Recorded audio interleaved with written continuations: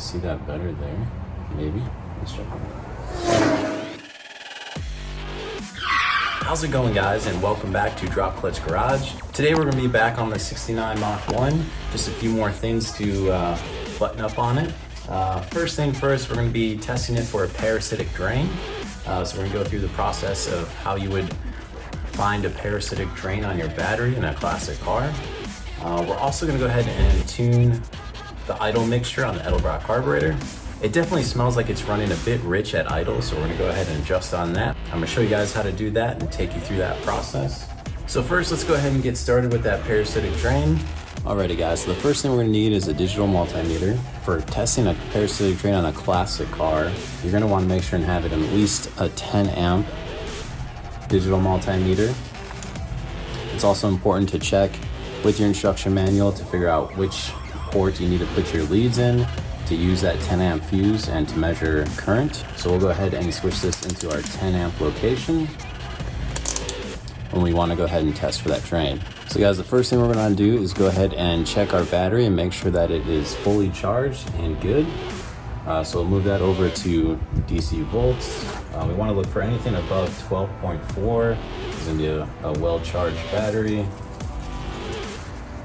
And we're at 12.88. So we know this battery is fully charged, so we can proceed with our test. First thing, we're going to go ahead and move our positive lead over to our 10 amp circuit. And then we are going to move over to our 10 amp circuit on the multimeter.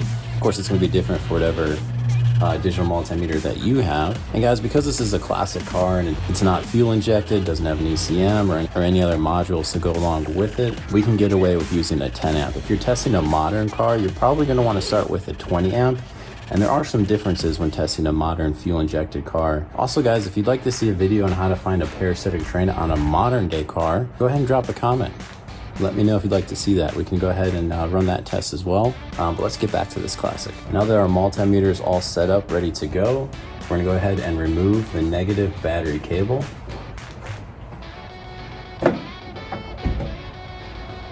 Now before we begin our test, we want to make sure that everything in the vehicle is turned off. We want to make sure all the doors are properly closed so we don't have interior lights on, and everything that could possibly utilize power or have an on-off switch, we want to make sure that's off. If it's not, that's what we're going to be measuring. We're going to be measuring the draw of whatever is on. But a parasitic drain is a drain of something that we don't know exists, and that's what we're trying to track. So basically guys, we're going to be hooking one of these leads to the negative side of the battery terminal itself, and the other lead is going to be going to battery terminal. So anything that's being drawn from the battery is going to register in amps in this multimeter, because we're going to complete the circuit using the multimeter. So before I actually connect those up, first thing I'm going to do is I'm going to go around the car and make sure that everything is off. Alrighty guys, I went ahead and grabbed a set of vice grips. You can see I have this negative lead already attached to the battery with a set of vice grips. You can use a clamp or whatever you'd like. I'll do the same thing here with the other lead of the digital multimeter and vice grip it to our negative.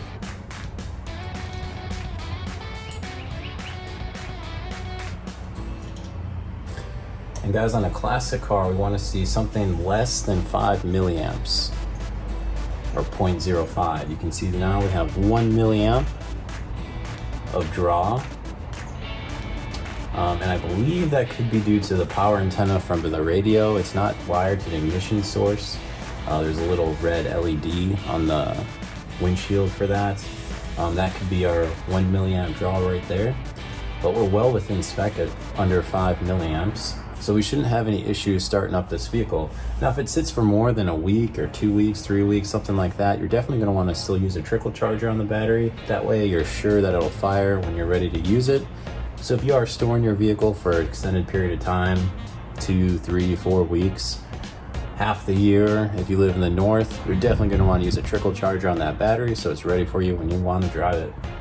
But we're all good here. We have a full charged battery. We're only seeing 1 milliamp being drained from it. Now, if we were to see over 5 milliamps draw on this battery, the way we would figure out which circuit it is we would find the fuse panel in the vehicle. On this Mustang, it's located on the driver's side footwell. And we would rig this up so we could lay it against the windshield like this. That way we can see our draw through inside the vehicle. And then we'll just start pulling fuses, guys. You'll pull every single fuse until you see the drop. And when that drops down, you know that circuit is the one affected. That circuit is the one that's drawing on the battery. And then you look and investigate and see what's going on and what might be on, what part of that circuit is malfunctioning to draw. And guys, it's that simple. And again, guys, if you want to see this performed on a modern day car, go ahead and drop a comment. There's quite a few different things you'd have to do in the process in a modern day car, just because of all the electronics involved. But we'll go ahead and get this button back up and get to tuning on the car. All right, guys, before we get to tuning on this thing, we'll go ahead and pull it out of the garage and get it up to operating temperature. And then I'll go ahead and pop off the air cleaner just to make things a bit more accessible, and that way you can see it a little better. So let's get this thing out of the garage, get it up to operating temperature so we can tune on it.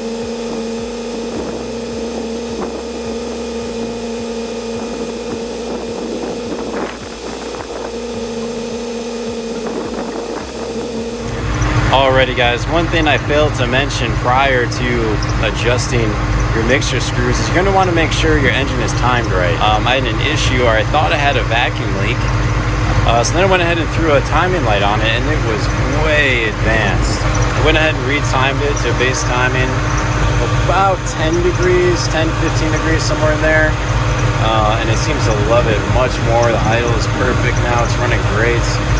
As you can see, it was very difficult to see my timing mark deep down into there with this aftermarket pulley system. Definitely didn't make it easy. Whoever previously tuned it did put a nice white mark at the sweet spot.